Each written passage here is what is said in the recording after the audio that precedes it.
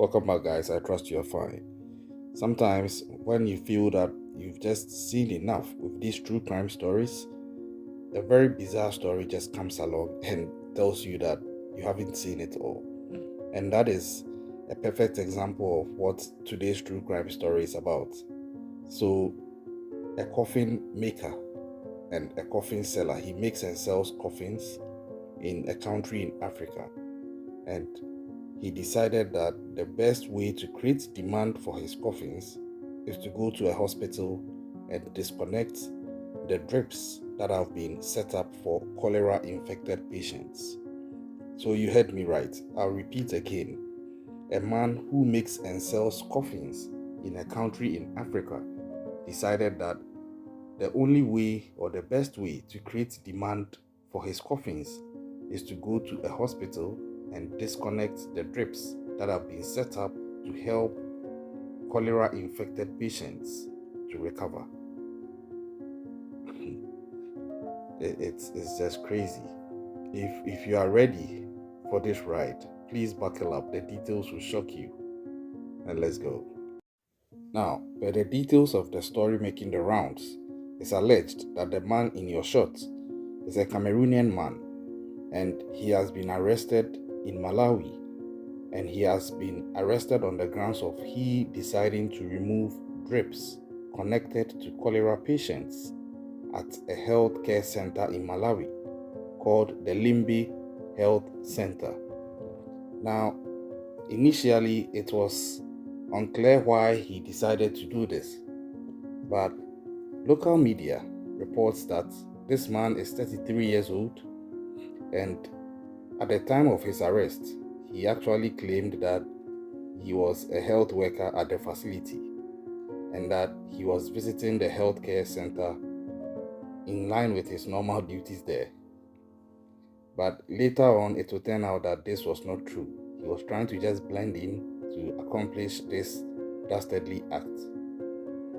Now, he was removing drips from patients without authorization, and the realization of this baffled healthcare workers at the hospital because they did not know who he was and why he was doing that at the time they caught him.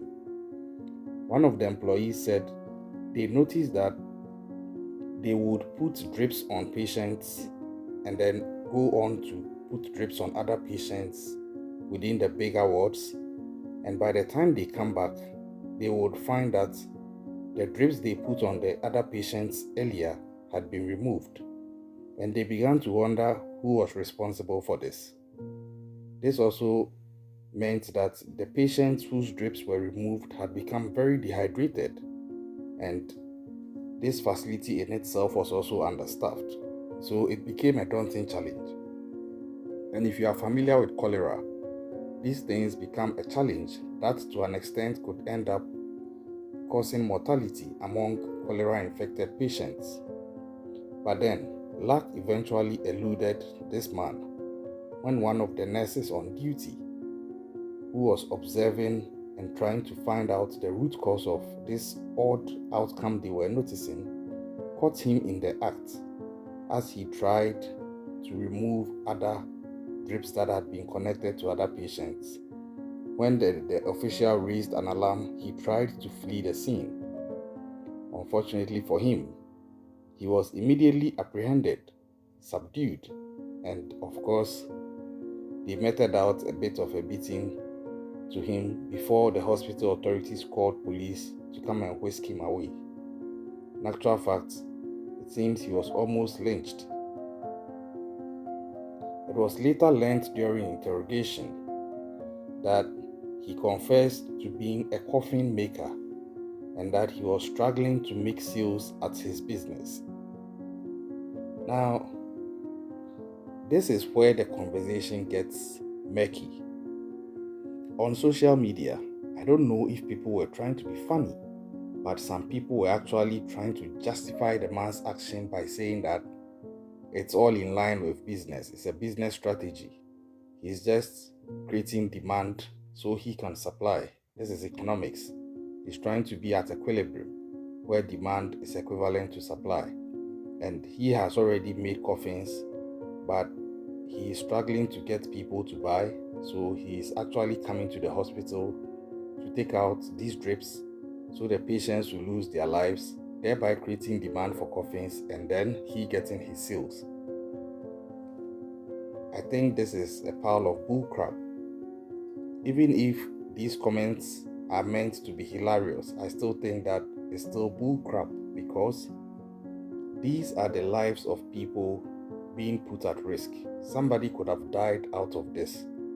If you've been following the news, this happened in Malawi, and you've been following the news, Malawi as a country since 2022 has been dealing with severe cholera outbreak, which has taken the lives of hundreds of people, with thousands of people also being on admission. So it's not as simple as he trying to do this for business. This is actually in the line of somebody trying to commit mass murders.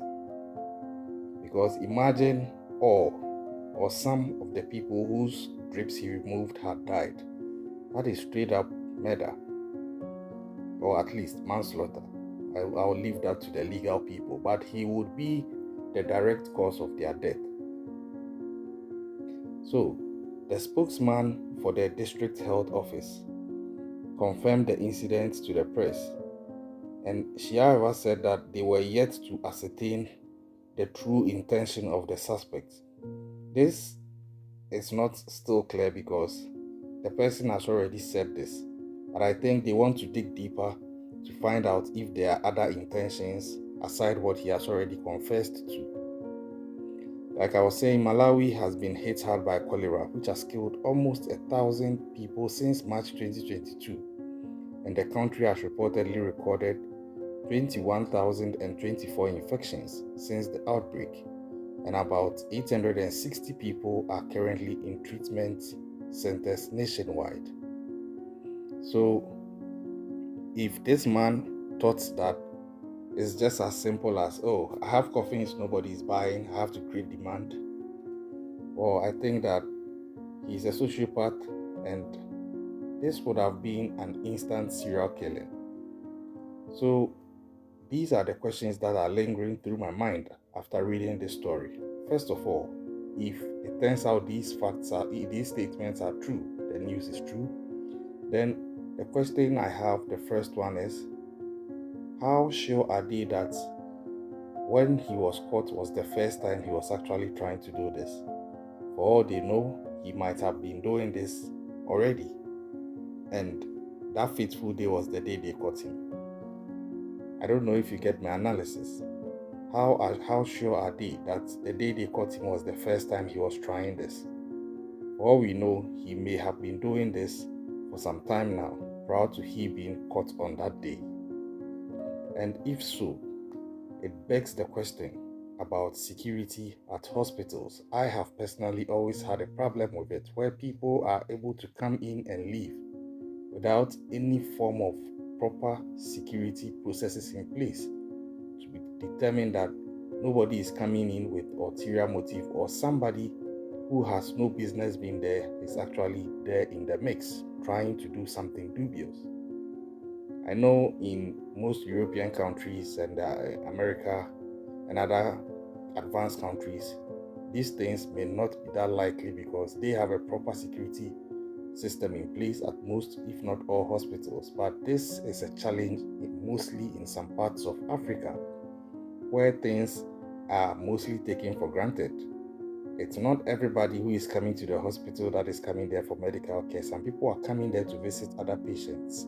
But once in a while, you have people like this blending in to come and sometimes commit very deadly acts and then just sneak out again. And when patients are on admission, they're actually in a vulnerable state. And I would be happy hospitals begin to appreciate the fact that the patients in their care are in their care, and it also gives them a responsibility of not just giving them proper health care, but also ensuring their safety and security whilst in their care. I think hospitals in Africa need to wake up to these facts. We'll be following this story to see any other developments that will come out of it. Especially, I'm personally curious to find out what charges will be leveled against this guy but I hope he will not be treated with soft gloves because it's likely this might not be his first attempt.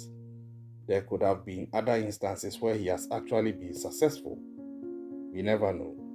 So we leave it open to see what further investigations would unveil. What do you think about this? Have you had any instances of this at wherever you are before? What are your suggestions?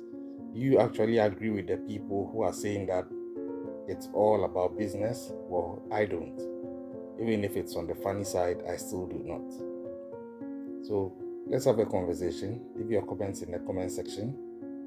Subscribe to the channel if you already haven't done so. Turn on post notifications. And like I always say, please stay safe out there. Your perceived paranoia can save your life, like we just saw in this story. Catch you another time.